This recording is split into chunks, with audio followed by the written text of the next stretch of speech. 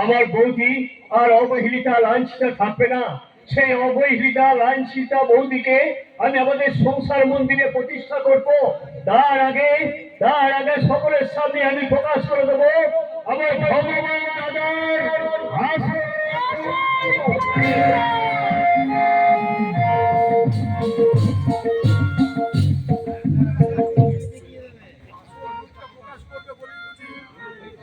ওই কথা বলছো, ওই জন্য তোমার বৌদির চরিত্রের সঙ্গে তোমার অনেকখানি কথা।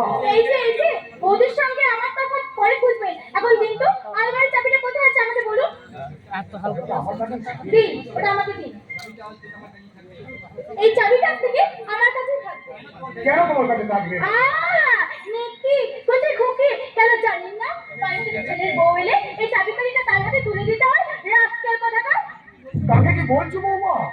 আমি তোমার শ্বশুর। আরে থামুন তো। শ্বশুর হলেও বসে বসে খান তো আপনি সেই ছেলের টাকায়। আর আপনার মতো বাবা না এই সংসারে একটা বোঝা। হ্যাঁ তা তো ঠিকই বলছি। একটা কথা মাথায় রাখুন, এখন সিগারেট ছেড়ে বিড়ি খাওয়ার অভ্যাস করুন।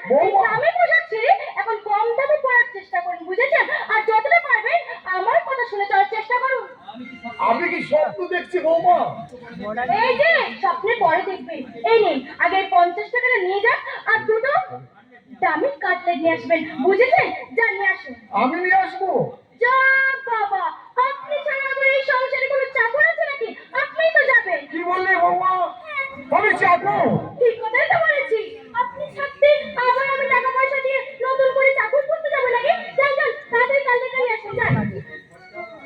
জগদীশ ভট্টাচ, হিসাবে তোমার ভুল হয়ে গেছে। ভুল নালে পুত্রবধূর কাছে তোমাকে আজকে চাকর সাজতে হয়। চাকর।